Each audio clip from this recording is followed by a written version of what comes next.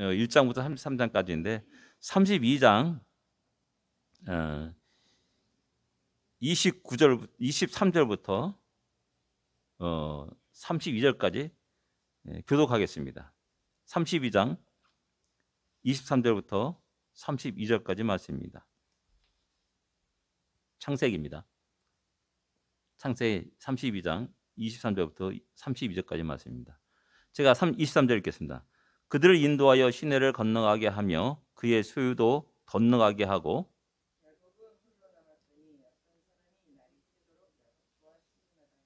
자기가 야곱을 이기지 못함을 보고 그가 야곱의 허벅지 관절을 치매 야곱의 허벅지 관절이 그 사람과 씨름할 때 어긋났더라.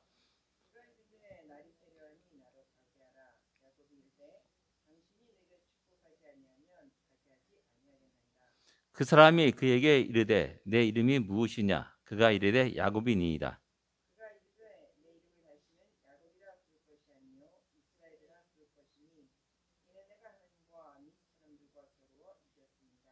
야곱이 청하여 이르되 당신의 이름을 알려주소서. 그 사람이 이르되 어찌하여 내 이름을 묻느냐 하고 거기서 야곱에게 축복한지라.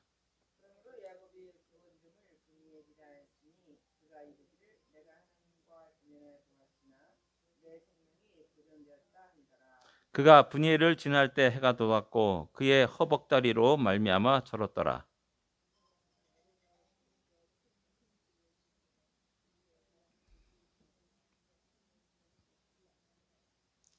아멘. 예, 야곱의 귀한 장면을 한번 살펴보기를 원합니다. 성경에는 야곱의 이름을 갖다가 어떤 때 야곱이라 기록되고 있고 어떤 때는 이스라엘이라 기록하고 있습니다. 근데 그 전후 문맥을 가만히 살펴보면 야곱이란 이름 속에서는 어떤 인간적인 냄새를 피울 때가 있습니다. 연약하고 약삭빠르고 인간의 본성들이 나타날 때 야곱의 이름을 기록하고 있고요. 또 이스라엘의 이름이란 그 이름은 거룩한 또 승리한 그런 때에 이렇게 이스라엘 이름을 기록하고 있음을 볼 수가 있습니다. 그러니까 하나님이 야곱을 통해서 그 인생을 어떻게 빚어가시는지를 너무나 잘 정확하게 보여주는 말씀들이 이 야곱의 인생 속에 나타나고 있음을 보게 됩니다. 야곱에서 이스라엘로 바뀌는 모습, 자기 중심에서 하나님 중심으로 바뀌는 모습, 내 생각과 내 계획과 내 의지를 이루려고 하는 그런 모습에서 이제 하나의 뜻을 순종하고 복종하며 그 뜻을 따라서 살아가려고 하는 그런 모습 이렇게 볼 수가 있습니다. 그래서 오늘 이게 32장의 장면은 바로 그 전환점이라 이렇게 말할 수가 있습니다. 한번 질문을 또 한번 보겠습니다. 야곱이 라반의 집을 떠날 때 어떤 상황이었습니까? 31장의 모습입니다. 31장에서 1절부터 3절까지 말씀이 나옵니다. 1절에 보면 어떻게 나옵니까? 라반의 아들들이 하는 말이 라면서 라반의 아들들이 등장합니다. 불만이 툭툭 터져 나옵니다. 우리 아버지 소유를 다 빼앗아갔다. 이렇게 이게 불만이 터져 나오기 시작합니다. 이 불만이 이렇게 보면은 결국 이제 라반의 아들들이 이제 장성했다는 것을 의미하는 것이고, 라반의 아들이 장성했다는 것은 역으로는 야곱의 지위와 신분이 내려간다는 것을 의미하는 겁니다. 그건 뭐냐면 이스라엘 말과 비슷합니다. 이스마엘의 이삭이 태어나기 전까지는 나름대로 상속자로서 그 유일한 아들, 아브라함의 아들로서 이렇게 행세하였지만은 이삭이 딱 태어난 그 순간에 그는 노예로 전락하게 되는 거고요. 또 쫓김을 당하고 아무것도 갖지 못하고 황금 한 덩어리 좀 톡 두고 보내면 좋겠는데 그냥 물 한 동이하고 물과 떡 몇 개 이렇게 생존할 수 있는 것만 딱 쥐어져 가지고 보내고 그렇습니다. 나중에 그드라의 후손들은 일정한 재산을 분배해 가지고 보냅니다. 이것이 이제 종의 자식과 후처의 자식의 차이가 나는 겁니다. 그런 모습을 보면서 아마도 라반의 아들이 장성함으로 말미암아 이제 야곱의 지위가 이제 흔들리게 되는 그런 상황을 할 수가 있는 겁니다. 두 번째 뭡니까? 2절에 라반의 안색이 전과 같지 않다라고 말합니다. 라반의 안색이 전과 같지 않다. 라반이 이제 이게 보면서 현실을 보는 겁니다. 야곱이 점점 잘 되는 거죠. 또 더 약물이가 점점 많아지게 되는 거고, 자기 약물이는 정체돼 있거나 줄어들기도 하고 뭐 그럽니다. 그러니까 저 옛날에 이제 얼마 전까지만 해도 저 내 밑에서 종로로 사는 사람인데, 뭐 그런 이슈에서 생활했던 사람인데, 이제 저 성공하는 겁니다. 좀 성공의 길을 걸어가는 겁니다. 그것이 바로 자기 눈앞에 딱 보이는 거죠. 그럴 때 속편한 사람은 없습니다. 그래서 어떤 나름대로 마음속에 배가 아픈 그런 인간적인 그 본능을 보여주고 있다는 사실입니다. 그 다음에 세 번째 뭡니까? 3절에 보면 하나님 명령이 드디어 떨어집니다. 하나님 여호와께서 야곱에게 이르시되 내 조상의 땅 내 족속으로 돌아가라. 내가 너와 함께 하리라. 하나님의 명령은 돌아가라라는 명령이고, 또 하나님의 약속은 뭡니까? 내가 너와 함께 하리라. 내가 너와 함께 동행하리라 라고 말씀하고 약속하는 겁니다. 자, 이게 왜 중요하냐 하면은 야곱은 약삭빠르게 장자권을 가르치는 사람입니다. 먼저 약삭빠르게 아버지를 속여서 축복을 가르치는 사람입니다. 먼저 앞서려고 하는 그런 모습을 보여줍니다. 그런데 이 라반의 집에서는 속임을 당하고 또 끝없이 여러 가지 어려움이 있지 않습니까? 10번이나 속았다고 말합니다. 그러면 분노가 일어나고 내가 이곳에 하면 갈 데가 없느냐? 도망가자. 나가자. 뭐 이런 식으로 뛰쳐나갈 수가 있습니다. 근데 그런 어려움을 불이익을 당하여도 하나님 명령이 떨어지기까지 그런 잠잠히 라반의 집에 있었다는 사실입니다. 어떻게 보면 이것이 또 야곱의 어떤 새로운 모습, 변한 모습이라 할 수가 있습니다. 우리는 우리 생각 속에 어떤 불이익을 당하거나 억울한 일을 당하게 되면 내 감정의 결정을 내릴 때가 있어요. 그래서 때려치자, 그만두자 하면서 그냥 나가는 겁니다. 오늘 신문을 보니까는 조계종의 어떤 그 부흥을 주장했던 어떤 스님이 시신으로 발견된 겁니다. 그리고 유서도 있고요. 그리고 그 절이 불타는 그런 일이 일어나고 그렇습니다. 그래서 얼마 전까지는 그가 나름대로 불교계에 헌신된 사람으로서 또 유명한 사람으로서 열심히 어떤 개혁을 부르짖었고 또 순례를 떠났고 뭐 그랬는데, 모르겠어요. 왜 유서를 쓰고 그랬는지 또 자기 생을 마감했는지 이해할 수 없습니다. 그러니까 자기의 감정에 휩쓸 때가 많은 겁니다. 자기 감정에. 가론유도 똑같아요. 가론유도 너무 내가 큰 죄를 졌구나. 나 이거 살아갈 사람이 아니야. 죽는 게 더 나아 하면서 자꾸만 자기를 자책하면서 나가는 겁니다. 하나님의 크고 놀라운 사랑과 은혜를 망각하는 것이고, 또 배반하고 거역하고 인정하지 않고 받아들이지 않습니다. 자기 감정에 휩쓸리는 겁니다. 그리고 이렇게 극단적인 결정을 내리게 되죠. 근데 야곱은 그런 불이익을 당해도 그대로 참고 견디면서 20년의 세월을 갖다가 라반이 하나님의 명령에 있기까지 꿋꿋하게 그 시간들을 보냈다는 겁니다. 5년, 10년이 아닙니다. 무려 20년의 세월을 갖다가 꿋꿋하게 보냈다는 겁니다. 오늘 현대인에서 이런 삶의 모습은 찾아볼 수가 없는 겁니다. 조그만 경제적인 이 시간당 페이를 더 주면은, 한 1불에 더 주면은 씩 옮겨가고 또 털털 털고 또 다른 곳으로 가고 하는 그런 우리들의 현대인의 모습과 비교한다면은 많이 다르다는 겁니다. 이것은 성도들뿐만 아니라 목회자도 똑같습니다. 목회자도 그래요. 기도했더니 어느 교회에 청빙이 받아서 다 가게 됩니다. 하나님 뜻입니다. 뭐 이렇게 말해요. 근데 어느 날 한국에서 더 큰 교회에서 청빙이 돼요. 오시라고. 그냥 또 하나님 뜻이라고 또 휙 떠나버려요. 그러면서 많은 성도들이 상처받고 또 교회가 흔들리는 그런 모습을 많이 보게 됩니다. 어떻게 하나님의 뜻과 명령을 어떻게 이해하고 받아들이는지 모르겠어요. 그러다 보니까 한 곳에서 10년, 20년 오래 목회하면서 끝없이 계속해서 살아가는 그런 사람들이 희귀한 모습이라는 겁니다. 성도들도 뭐 이 교회 아니면 뭐 교회가 아니냐고 훌쩍 떠나고 어떻게 보면 교회를 순례하는 그런 모습도 보여주고 하는 그런 모습을 보여주고 있습니다. 그러나 다시 한번 야곱은 하나님 명령에 이기까지 그 오랜 세월을 여러 가지 어려움 속에서 라반의 집에서 지냈다라는 그 사실을 좀 한번 생각해 볼 수 있기를 원합니다. 그 다음에 우리 하나님 명령을 받은 야곱은 어떻게 행동합니까? 31장의 모습입니다. 4절에 보면 어떻게 됩니까? 4절에 라헬과 레아를 자기에게 부릅니다. 이건 약 캐시마크 약간 이상한 거 있지 않습니까? 성경에는 라헬을 먼저 기록하고 있습니다. 분명한 것은 레아가 먼저 결혼했죠. 레아가 또 언니예요. 레아와 라헬 이렇게 기록해야 되는데 이 부분에서는 또 다음에서도 라헬과 레아를 자기에 불렀다라고 이렇게 성경은 기록하고 있습니다. 어떻게 보면 야곱이 얼마나 라헬을 사랑했는지를 아마 이렇게 표현하는 것은 아닌가 하는 생각을 하게 됩니다. 자신의 가장 귀중한 인생의 동반자입니다. 어쩌면 신앙의 동지라고 말할 수가 있죠. 그런 사람들을 부르고 또 여러 가지 이야기를 나누게 됩니다.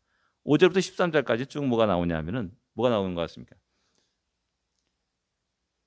라헬과 레아에게 그동안 일어났던 일들에 대해서 설명하기는 야곱의 모습을 보여줍니다. 동조를 해주는 거죠. 동조를 해달라고 요청하는 거죠. 왜냐하면 나는 고향 떠나기 싫어하고 라헬과 레아가 반발한다면은 다 꽝이 되는 겁니다. 그렇지 않습니까? 내가 왜 그런 고생길을 내가 안 돼. 난 여기 있을 거야. 아버지 옆에 있을 거야. 라고 주장하게 되면은 야곱은 진짜 난감한 겁니다. 그래서 그동안 있었던 일들을 갖다가 자세하게 이야기하면서 자기 두 아내를 설득해 가는 과정이라 할 수가 있습니다. 그 내용이 뭐냐면 라반이 안색이 참 좋지 않다 이렇게 말합니다. 그리고 또 자신은 힘을 다해서 다 최선을 다해서 라반을 섬겼다라고 이야기합니다. 그러나 라반 외삼촌은 나를 10번이나 속였다라고 또 이야기합니다. 억울하죠. 그러면서도 최선을 다한 겁니다. 라헬과 레아가 봐도 당신이 진짜 최선을 다했어. 인정하지 않을 수 없습니다. 만약에 야곱이 그냥 대충 살거나 그러니까 내가 아무리 고생해봤자 내 거 되는 것도 아닌데 내가 왜 이 모양으로 고생하느냐 라고 생각하면서 대충 넘어갔단다면 여기서 라헬과 레아를 설득시킬 수 없는 겁니다. 그렇죠?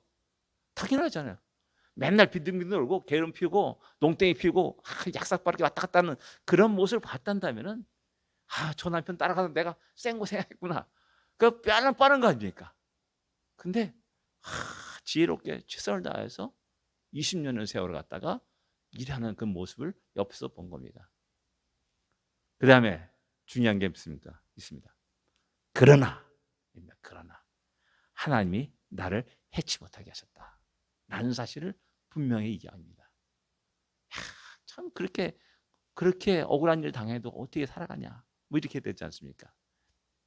근데 중요한 것은 하나님이 자기를 보호하셨고 하나님이 자기를 지키시고 복을 주셨다는 사실을 갖다가 분명히 얘기합니다. 내 지혜로 이렇게 했더니 주식 투자했더니 10배 뻥튀기 돼가지고 돈을 벌었다 이렇게 자랑한 게 아닙니다. 하나님이 나를 지키셨다. 하나님이 나에게 복을 주셨다 라는 사실을 분명히 얘기하는 겁니다. 그뿐만 아니라 하나님이 그대의 아버지의 짐승을 빼앗아 나에게 주었다 라고 말합니다. 이 모든 그 주어가 뭡니까? 내가 뺏은 게 아니라 내가 이렇게 최선을 다해서 일했더니 나의 10번씩 속아 넘어가는 억울한 일을 당해도 하나님 그 모든 것을 보시고 하나님이 갚아주셨다 라고 말하는 겁니다. 이런 걸 볼 때 우리는 개인의 어떤 감정에 빠지지 않습니다. 이런 대표적인 예가 이제 그일라에서 일어납니다. 다윗이 그일라 성을 블레셋 사람들의 손에 구원합니다. 근데 사울이 그걸 듣고 그일라로 내려옵니다. 다윗을 치려고. 그때 하나님께 기도합니다. 이 사람들이 나를 사울에게 넘겨줄 것입니까? 아니면 나와 싸우겠습니까? 라고 기도합니다. 그때 하나님은 야, 그들이 사울에게 너를 넘겨줄 거니까 떠나 라고 말합니다. 우리 생각 속에 내가 이렇게 이들을 구원했으니까는 내 편이겠지. 야, 끝까지 일사각오로 싸우자. 뭐 이런 식으로 나갔다면은 낭패를 보는 거죠. 근데 그런 속에서 그런 인간과 인간이 부딪히는 그런 감정의 어떤 배신감, 그런 것들을 막아주시는 하나님이심을 보게 됩니다. 이런 비슷한 내용도 역시 마찬가지로 어디서 나오냐면은 마지막에 이제 사울하고 블레셋하고 마지막 전쟁을 할 때 다윗이 나도 참전하겠습니다 라고 나갑니다. 자기도 참전하겠다 나가는 그 마음에 너무나 곤란한 겁니다. 잘못하면은 블레셋 군대와 함께 자기 민족을 쳐야 되는 겁니다. 수많은 사람이 자기 칼에 의해서 죽임을 당하는, 자기 민족이 죽임을 당하는 그런 일이 일어난 겁니다. 근데 이걸 뺄 수도 없고 참전할 수도 없고 아주 고민한, 아주 중간에 끼어가지고 어떻게 이러지도 못하고 저러지도 못하는 그런 상황 속에 다윗이 있었습니다. 근데 하나님이 그 상황을 아주 묘하게 벗어나게 합니다. 왜? 블레셋 사람들이 일어나가지고 저 다윗이 아니냐? 우리가 함께한다. 하지 못한다.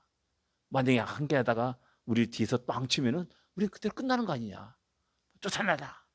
막 강력하게 요구해가지고 어쩔 수 없이 그는 다시 시글락으로 돌아가게 되는 그런 일이 일어납니다. 이런 모든 것들이 다윗이 지혜로 한 것이 아니라는 겁니다. 하나님 그 상황을 모두가 다 아시는 하나님께서 아주 묘하게 그 모든 것들을 합력과 선을 이루도록 하셨다는 사실입니다. 이런 우리 하나님이 살아계시고 하나님이 지키시고 하나님이 보호하시고 하나님 모든 것들을 아신다고 하는 이 생각을 깜빡 잊어버릴 때 우리는 내 생각을, 내 계획을 앞세울 때가 많다는 겁니다. 그러나 이 20년의 생활 속에서 하나님이 자기를 지키시는 것을 야곱은 너무나 많이 경험하는 겁니다. 그리고 하나하나 라반의 양머리를 갖다가 자기에게 보내주시는 하나님이심을 갖다가 이게 확인하게 되는 것이죠. 그 다음에 또 뭡니까? 자기의 정세대로 자기 지혜로 판단하지 않고 모든 것이 하나의 뜻 안에서 이렇게 움직이는 것들을 이렇게 보여주고 있습니다. 14절에 또 뭐라고 말합니까? 14절에 31장 14절입니다.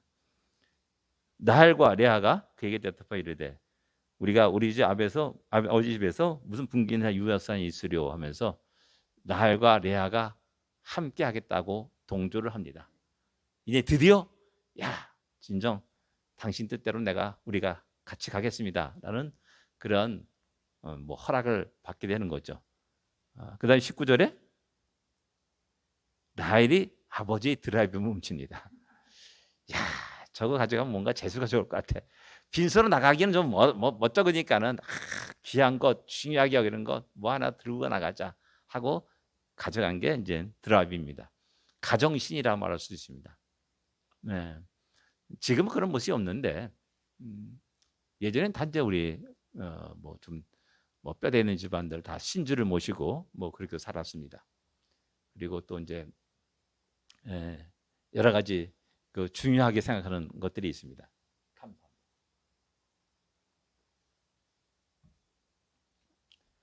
아마도 그 당시에도 그런 드라빔을 가지고 있었다라고 이렇게 할 수가 있습니다. 그러니까 저것을 가지고 가게 되면은 아버지 복이 내가 다 차지하는 그런 느낌, 그런 것이 있어요. 그 중요한 것은 뭐냐면 야곱의 아내입니다. 어쩌면 신앙의 가정이라고 할 수가 있습니다. 근데 여전히 생각은 온전히 하나님 전폭적으로 온전히 하나님을 의지하고 온전히 하나님만 섬기는 것이 아니라 나름대로 자기가 더 의지하는 그 무엇이 있어요. 이게 이제 우리 신앙인의 문제라고 할 수 있어요. 우리 하나님을 온전히 바라보고 의지하고 기도하자라고 말하지만은 실질적으로 우리 삶은 이 세상 걸 더 의지하고 살아가는 우리의 모습을 보여준다라는 사실입니다. 이런 게 이제 어디서 나타나냐면 우리 한국에 이제 얼마 전에 이제 시험을 봤습니다. 그 수능 시험 보면 전 세계 놀랍니다. 비행기도 안 뜨지 않습니까? 뭐 빵빵 소리에 절대 못 내게 합니다. 그 시간만큼은 큰일 납니다. 경적 소리도 못 내고 대한민국 자체가 조용해집니다. 이런 모습을 보면서 어떻게 이럴 수가 있는가라고 말하지 않습니까? 그만큼 국가 행사가 되는 거고요. 그 국가 행사이기 때문에 가정에서 모든 관심이 중심이 수험생을 중심으로 나갑니다. 그래서 신앙인 장로아들도 목사들도 야 교회에서 그만 놀고 집에 가 공부해 뭐 이런 겁니다. 야 학원 가지 지금 여기서 뭐 하는 거야? 라고 말합니다. 그러니까 학생들이 의외로 예배드리는 것에 대한 중요성을 잊어버리게 되는 거예요. 더 중요한 것은 내가 나가서 더 한 자라도 공부하는 것. 그것이 삶의 목표가 되는 겁니다. 이 모순된 모습을 보여주는 겁니다. 다 드라빈과 같은 겁니다. 드라빈. 우리 예전에 이제 마스코트라고 있습니다. 마스코트 다 하나씩 갖고 무엇인가 재수 좋은 것 같고 없으면 불안한 것 같고 뭐 이런 식의 삶을 살아가는 사람이 있습니다. 우리가 신앙인임에도 불구하고 그런 것들을 은연중에 무의식 중에 의지하는 경향들이 있다라는 사실입니다. 언제부턴가 우리 한국에 제일 먼저 시작했던 것이 아마 일간스포츠라고 생각하는데 오늘의 운세라는 란을 딱 만들기 시작했습니다. 대한민국에서 일간스포츠에. 그게 너무나 인기가 좋은 겁니다. 그리고 나서 이제 여기저기 다른 신문에서도 오늘의 운세를 이렇게 올리기 시작했습니다. 참 어떻게 보면 무서운 겁니다. 돼지띠가 한두 명이야 말이죠. 수백만 정도 되는 거죠. 수백만. 그렇게 되는 인구가 다 똑같이 오늘의 운세 해가지고 오늘은 무슨 운세가 있다. 그걸 또 재밌게 보고 또 마음에 또 위안을 받습니다. 솔직하게. 이게 뭐냐? 하나님의 말씀의 위로를 받기보다는 그 눈에 보이는 그것이 더 나를 평안케 하고 위로하고 또 이렇게 즐거움을 준다는 사실입니다. 이런 모든 것들이 우리 삶 속에 있는 드라이브를 할 수 있습니다. 그러니까 날도 그 드라이브를 살짝 훔쳐서 자기 가서 가져가고 나가는 그런 모습을 보여줍니다. 21절에 보면 드디어 이제 도망하는 야곱의 모습을 보여줍니다. 도망합니다. 하나님 명령이 있는데 좀 담대하게 강하게 나가면 얼마나 좋겠습니까? 그런데 도망합니다. 왜 그렇습니까? 라반이 어떻게 나올지, 라반의 반응이 무엇이 어떻게 될지를 너무나 잘 알고 있기 때문에 그렇습니다. 이게 한편으로는 하나님의 명령이 있습니다.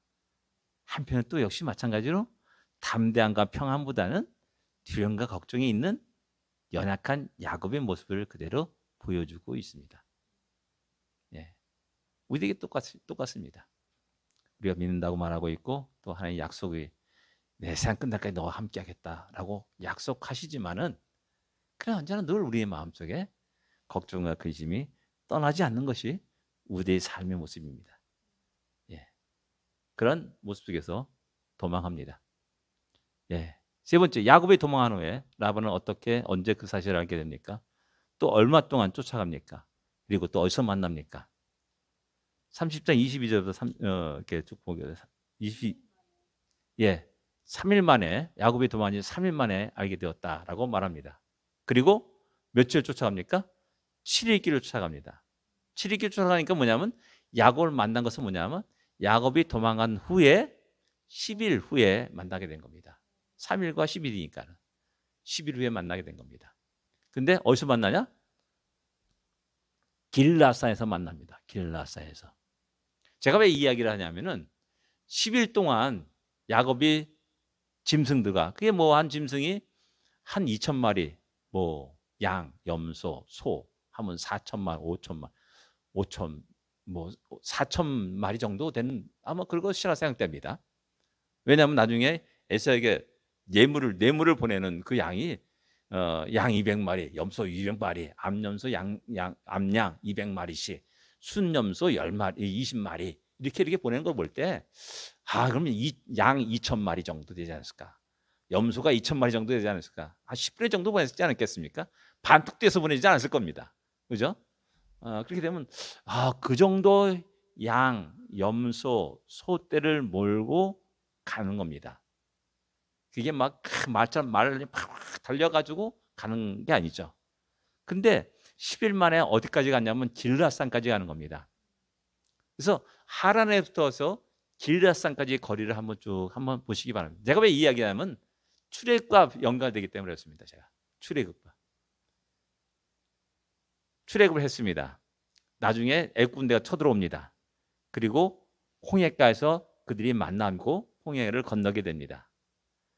이 거리가 몇 주 후에 만났을까요? 라는 겁니다. 난 최선도 일주일 후에 애국 군대가 만났을 것이다. 홍해에서. 라고 저는 생각하는 사람입니다. 왜냐? 첫째 날 장례를 치르지 않습니까? 그러니까 정신없습니다. 둘째 날, 야, 걔네들 어떻게 되었냐 한번 봐라. 정보를 들었을 겁니다. 셋째 날, 야, 모집해라, 수집해라, 군대를 수집해라. 하고 셋째 날 출발했을 거라는 겁니다. 제일 빠른 시간이. 아무리 빨라도 셋째 날 이전에 출발할 수는 없습니다. 그리고 달려갑니다. 그러면 이제 한 나흘 정도를 갖다 달려가서 만났을 거라는 겁니다. 최선도. 그럼 일주일 만에 홍해까지 간 그 거리가 우리가 생각하는 지금 전통적으로 생각하는 그 수에즈 운하에 거기에 비토우스를 건너갔다라고 생각하면은 너무나 어리석은 겁니다. 너무나 어리석은 겁니다. 고센 땅에서 비토우스까지 하루길도 안 되는 거예요. 그러니까 세워라 내어라 춤추면서 노래하면서 늘 부어라 마시면서 7일을 이동했을 거냐는 겁니다. 아니라는 거죠. 처음에는 급하게 출애굽했으니까 빨리 애굽의 영역을 멀리 벗어나기를 소원하면서 급격하게 주야로 이스라엘 백성들을 몰고 갔을 거라는 겁니다. 하나님이. 그 결과 한 7일 정도에 대해서 지금의 아카바만 거기에 도달하지 않을까 하는 그런 생각을 하게 됩니다. 이건 나름대로 이렇게 논리적으로 한번 성경의 여러 가지를 상황을 보면서 사람 생각했던 겁니다. 오래전부터 제가 전통적인 출애굽 경로를 가보면서 도저히 이해를 못하겠다. 도저히 난 납득하게 하지 못하겠다. 받아주지 못하겠다라고 그렇게 생각했는데 최근에 이제 그 시내산이 이제 사우디아라비아에 있다라고 말하는 사람들이 일어나게 됩니다. 예. 하나님이 이런 일들도 주관하고 계시다라는 사실입니다. 어떻게 주관하십니까? 라반의 꿈에 나타나서 절대 야곱을 해하지 말라라고 이렇게 말씀합니다. 야곱은 그걸 모르죠. 근데 하나님은 일하시는 겁니다. 야곱은 모르지만은 하나님은 여전히 그 라반 주위의 상황, 환경들을 지배하시고 이끌어 가시는 분이심을 알 수가 있습니다. 라반과 해준 후에 또 야곱은 형에게 사자를 보냅니다. 에서에게 사자를 보내죠. 사자가 돌아와서 보고한 내용은 무엇이며 야곱의 심정은 어땠습니까? 그 문제를 어떻게 처리합니까? 32장에 넘어갑니다. 32장 6절에 어떻게 나옵니까? 야곱의 사자들이 돌아와서 야곱에게 돌아와 이르되 우리가 주인의 형 에서에게 이른즉 그가 400명을 거느리고 주인을 만나러 오더이다. 400명을 데리고 야곱을 만나러 온다라고 얘기합니다. 400명이 그냥 그 환영객이 아니지 않습니까? 다 이제 중무장한 군대의 모습입니다. 그런 모습 속에서 400인을 데리고 옵니다. 어쩌면 에서는 그의 20년 세월을 갖다가 복수를 위해서 저 야곱을 어떻게든지 내가 이기겠다. 칼을 갈고 군대를 양성하고 훈련시키고 했던 그런 인생을 살아오지 않았나라는 생각을 하게 됩니다. 근데 야곱은 거기서 하나님의 뜻을 알고 하나님이 역사하심을 깨닫고 하나님 보호하심을 깨닫고 하나님의 명령에 따라서 한 발 한 발 움직여 나가는 그러한 모습을 보여주고 있습니다. 군대 없습니다. 기껏 있는 게 12아들이 아니죠. 베냐민이 없으니까 11아들을 낳았고 그다음에 몇몇 이렇게 다 종들도 있겠죠. 그런 무리들을 가지고 있는 겁니다. 7절에 어떻게 나옵니까? 그 말 듣고 심히 두려워하여 답답하였다. 그래서 이제 야곱이 또 머리를 쓰게 되는 겁니다.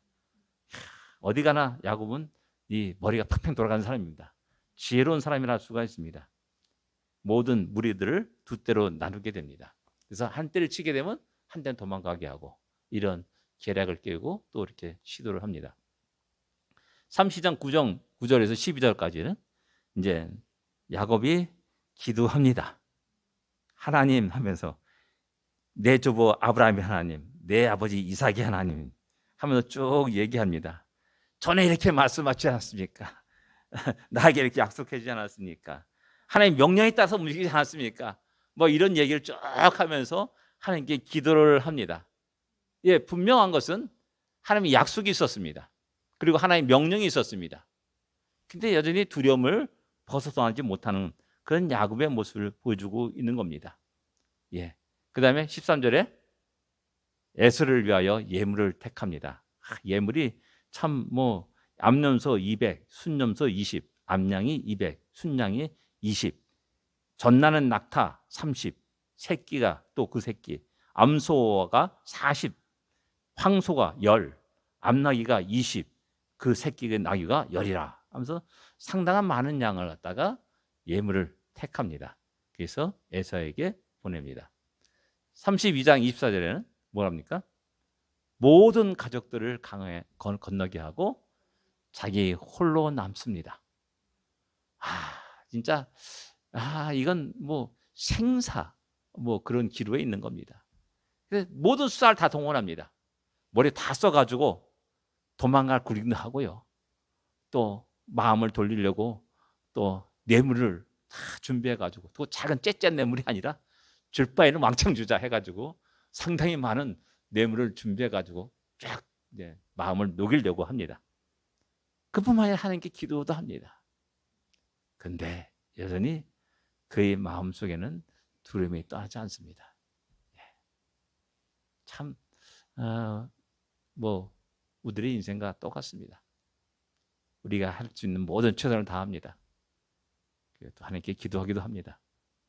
근데 여전히 걱정과 근심 떠나지 않습니다. 그 다음에 우리 야복강가에서 우리 씨름을 한번 생각해 봅시다. 얼마 동안 씨름했습니까?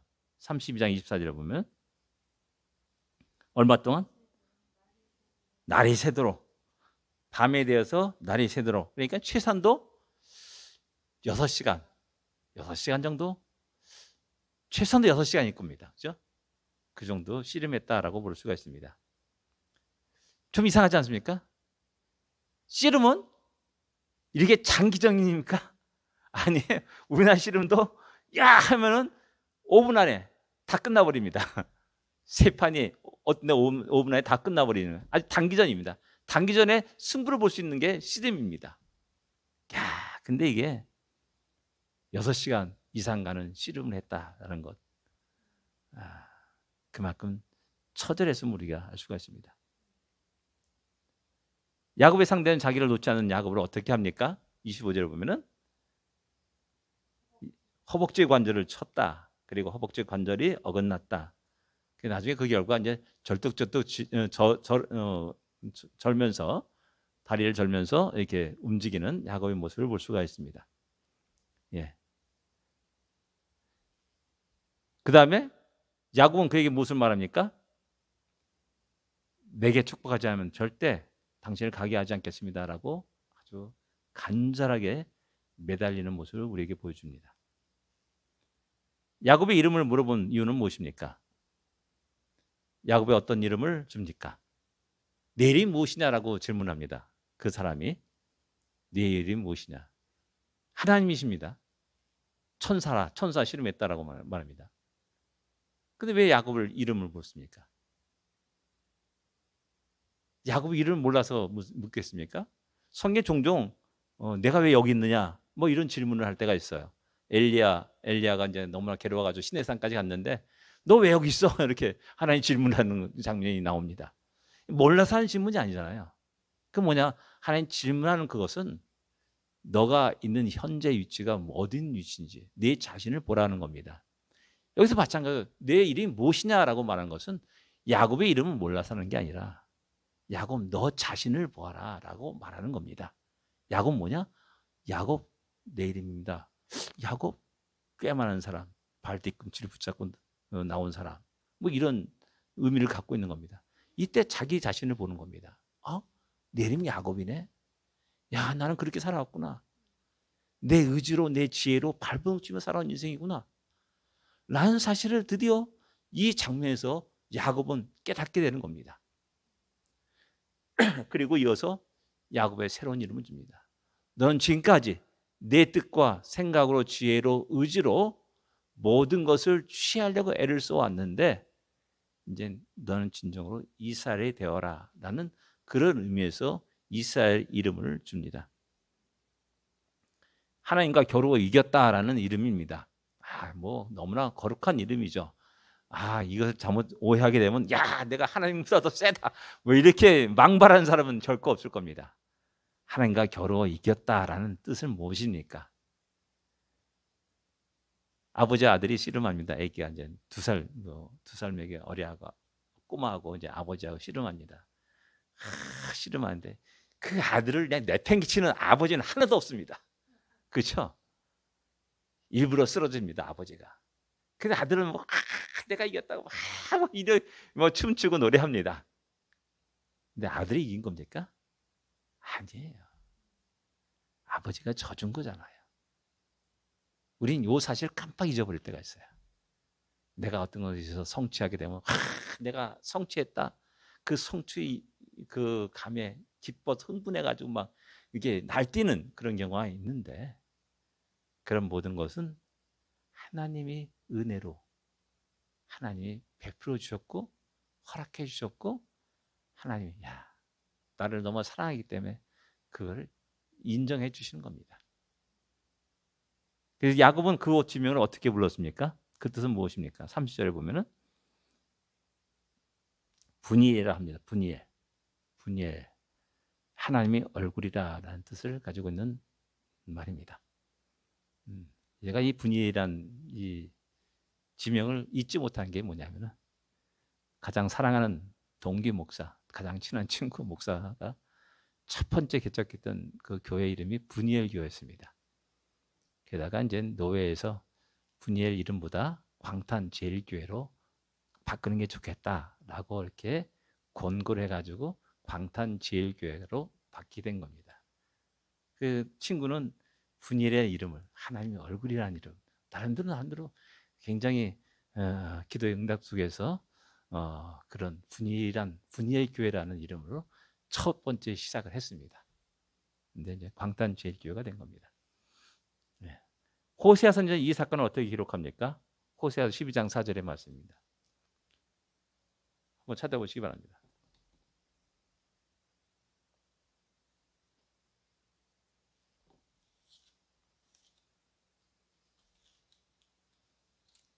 사장 뭐라고 나옵니까? 같이 읽겠습니다.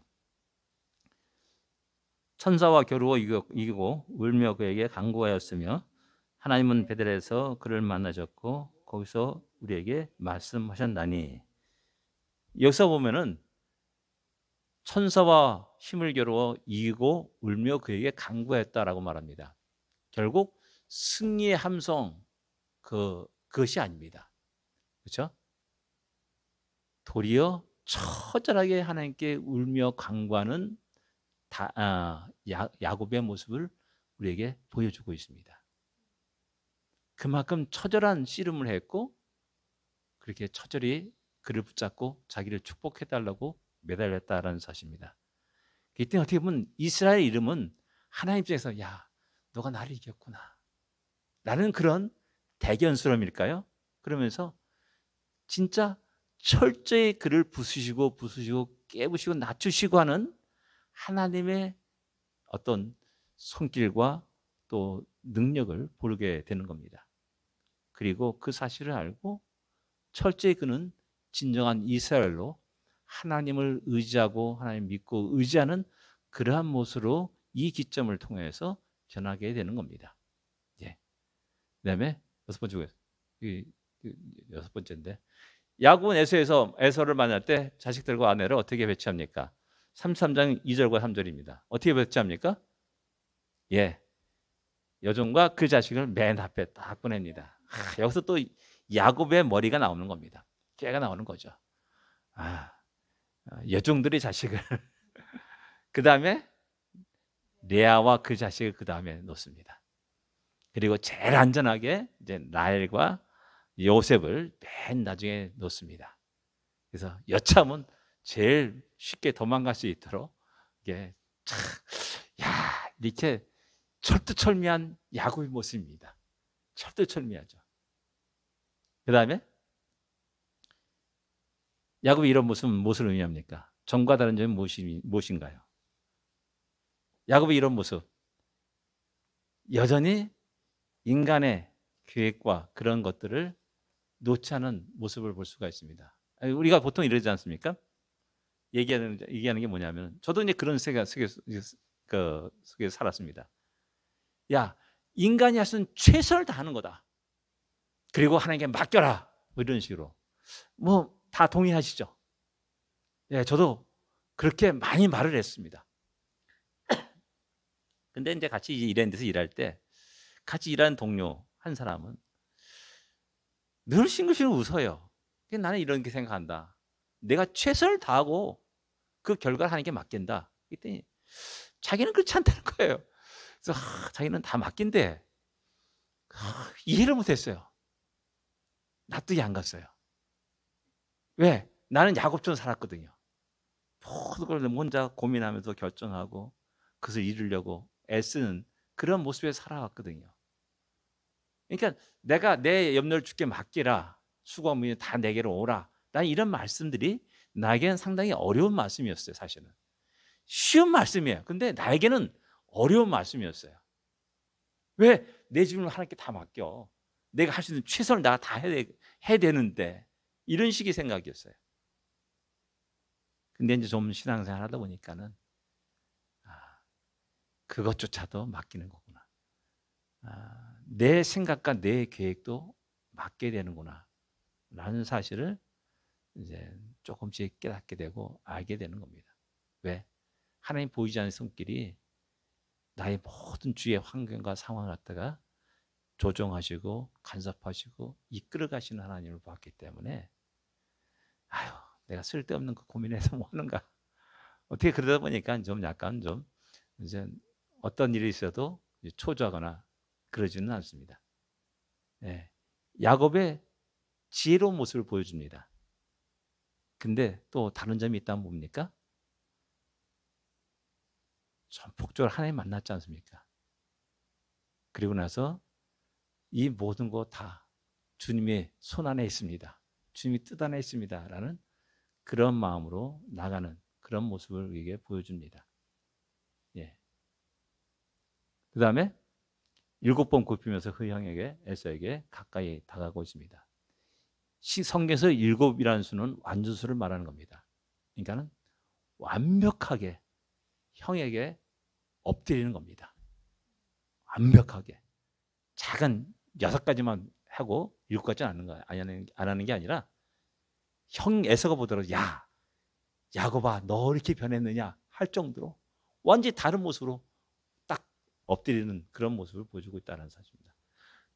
그 다음에 야곱은 에서를 보는 것을 누구를 보는 것 같다고 말합니까? 야곱과 에서는 이 말을 각각 어떤 의미로 말했으며 받아들였겠습니까? 10절에 보면 뭐라 합니까? 예, 하나님의 얼굴을 뵙는 것 같습니다 라고 야곱이 말합니다. 야, 이 말을 들으면 에서의 모습은 어떻습니까?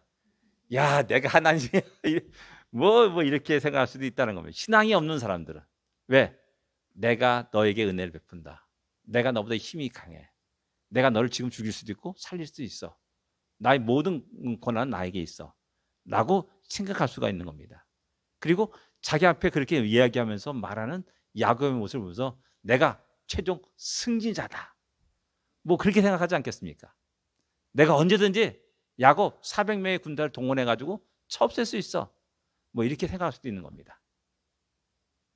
근데 하나님의 얼굴을 뵙는 것 같다라는 야곱의 말은 뭡니까? 그 전에 바로 야복강가에서 만났지 않습니까? 이게 그냥 형 얼굴이 아니야. 하나님이 형의 마음을 움직이셨구나. 이 모든 상을 변화시켰구나. 나의 눈물과 기도, 탄식의 모든 것들을 하나님이 들어 응답하셨구나 라는 사실을 고백하는 말이, 야, 진짜 하나님의 얼굴을 뵙는 것 같습니다 라고 말하는 겁니다. 그런 상황이 다 그런 거 아닙니까? 예. 그런 속에서 아차는 말이 결코 아니라는 겁니다. 진정 하나님이 역사하셨고 하나님이 일하셨다라는 사실을 야곱은 고백하는 겁니다. 근데 에서는 이 말을 흐뭇하게 생각할 거라고 우리 짐작할 수가 있습니다. 왜? 신앙이 없기 때문에. 그 속에 하나님이 일하시고 역사하시는 것들을 전혀 모르는 겁니다. 그러나 기도한 야곱은 그것을 알고 있는 겁니다. 그래서 기도하라고 말하는 겁니다. 기도했더니 어느 사람이 하나님 사과 먹고 싶은데요. 이렇게 눈 감고 이렇게 손 내밀고 기도했더니 지나가는 한 사람이 그냥 사과 드세요 하고 뚝뚝 줬다는 겁니다. 그 할렐루야 한 겁니다. 근데 지나간 사람은, 사과 준 사람은 뭐 이거 갖고 할렐루야 하냐 이런 겁니다. 근데 기도한 사람은 이것이 이렇게 하나님이 또 역사하시는구나 라는 사실을 실감하게 되는 겁니다. 희재 큰 고모분이 예전에 그런 간증을 했어요. 얘기할 때 너무나 힘들어가지고 거의 뭐 죽을 지경까지 이르렀다는 거예요. 근데 하늘에 또 보니까는 기러기가 날아가더래요. 저 기러기 먹고 싶다 그랬다는 겁니다. 근데 그 기러기가 한 놈이 뚝 떨어지는 거예요. 그래서 그 기러기를 해가지고 요리해서 먹었다라고 그 얘기를 하더라고요. 뭐 거짓말 했겠습니까? 그런 놀라운 역사가 있는 겁니다. 하나님이 그때 그로 하여금 기도하게 하시고 또 부르짖게 하시고 그 속에 하나님 그 시간대 딱 일하시는 하나님 모습을 보여주고 있는 겁니다. 그래서 기도한 야곱은 하나님 역사하심을, 일하심을 고백합니다. 근데 기도하지 않는 에서는 자식 불쌍하구나. 다리도 절절절 절고 밤새도록 씨름했으니까 땀 뻘뻘 흘리고 또 얼마나 씨름했어요. 먼지 구덩텅이 할까 아닙니까? 몰골이 너무나 형편없는 겁니다. 그런 속에 울며 하면서 자기한테 엎드리는 7번 엎드리는 야곱의 모습을 보니까 너무나 초라하고 불쌍한 겁니다. 그래, 내가 저놈을 죽여서 뭐 하느냐 하면서 너 할겠죠. 뭐 다음 뭡니까? 내가 했다는 겁니다. 우리의 인생은 에서의 길을 걷냐 야곱의 길을 걷냐 중요한 겁니다. 어디로 이동합니까? 야곱과 에서는 셀로 회장합니다. 그리고 야곱은 에서의 고면을 물리치고 숫곳으로 이동하여서 장막을 칩니다. 또 재밌잖아요. 이게 참 인간은 화장실 들어갈 때 나갈 때 다른 겁니다. 이제 낫잖아요. 그러니까 어떻게 보면 살았다라고 했잖아요. 근데 거기 머무르는 겁니다. 아버지 살아계셔요. 당장 아버지 곁으로 달려가야 되는 게 아들로서 마땅한 거 아닙니까? 아버지 저 왔어요 인사 절해야 되는 게 마땅한 거 아닙니까? 근데 거기에 머무릅니다. 베델로도 가지 않습니다. 아버지에게 달려가지도 않습니다. 그리고 큰 사건이 일어나서야 비로소 번쩍 정신 차리고 베델로 가서 하나님께 제사 드리고 그 다음에 아버지를 만나게 됩니다. 인간이 이렇습니다. 이런 야곱의 이런 모습들은 다른 사람의 모습이 아니라 오늘 현대를 살아가는 우리들의 모습이라는 사실입니다. 나의 모습이라는 겁니다. 그래서 다시 한번 돌아보면서 우리가 하나님께 가까이 다가가며 하나님 나를 빚어 가시는 그런 과정들을 다시 한번 믿음의 눈으로 볼 수 있기를 원합니다. 생각해 봅시다. 판결통에 하나님의 인도하심을 느끼십니까? 오래 그 20년 라반의 집에서 살 수 없습니다. 그 모든 환경들을 이끌어 가십니다. 기도해도 걱정과 걱정이 떠나지 않는 경험이 있습니까? 예. 그 다음에 세 번째, 홀로 남을 때가 있으니까 혼자 남아서 하나님 하면서 부짖을 때가 있었냐는 겁니다. 저는 있었습니다. 한 1년 동안 너무나 답답한 마음속에 방황하고 괴로워했던 적이 있습니다. 홀로 뒷동산에 올라가서, 비 오는데도 뒷동산에 올라가서 하나님 제발 좀 나에게 말씀해 주시옵소서 라고 부르짖을 때도 있었습니다. 근데 말이 없더라고요. 귀에 소리가 들리지 않더라고요. 하나님 좀 꿈에도 좀 보여주셔가지고 좀 이제 알려주시면 얼마나 좋겠습니까? 저는 이상해도 꿈도 안 꿔요. 너무나 답답합니다. 너무나 괴롭습니다. 근데 하나님은 말씀으로 저에게 말씀하시더라고요. 시편 91편의 말씀을 통해서 제가 그 모든 어둠의 길을, 터널을 뚫고 나오게 되었습니다. 그 다음에 진정한 자신을 본 적이 있습니까? 야곱이 나의 모습을 보았냐는 겁니다. 그런 자만이 진정으로 하나님에게 감사드릴 수 있고 하나님께 엎드릴 수 있고 내 생각, 내 계획을, 내 지혜를, 내 힘을 내려놓고 주여 말씀하여 주셔서 말씀하실 때까지 이게 10년이고 20년이고 기다릴 수 있는 겁니다. 네. 어려움이 지난 후에 그 다음 우리의 마음은 어땠습니까? 야곱처럼 또 역시 마찬가지로 인간이 야간 깨를 타닥 부리면서 멋지게 살아가려고 하는 그런 모습이냐 라는 겁니다. 한번 생각해 보시면서 기도하겠습니다.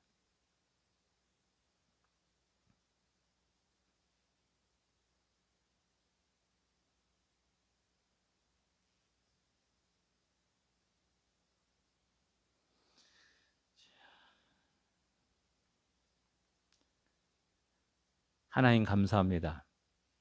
우리에게 야곱의 인생을 보여주심을 감사합니다. 이 야곱의 인생이 다른 인생이 아니라 오늘 살아가는 나의 인생, 우리의 인생이라는 사실을 다시 한번 깨닫고 하나님이 야곱을 어떻게 빚어가시며 변화시켜 가셨는지를 다시 보면서 하나님 우리 자신들을 하나님께 맡기고 하나님이 빚으신 대로, 하나님이 우리를 인도하신 대로 하나님이 우리를 통해서 이루고자 하는 그 뜻을 이뤄가기를 원합니다. 하나님, 우리 개인의 삶이 주님의 뜻에 맡기기를 원합니다. 우리들의 비즈니스가 주님의 뜻에 맡기기를 원합니다.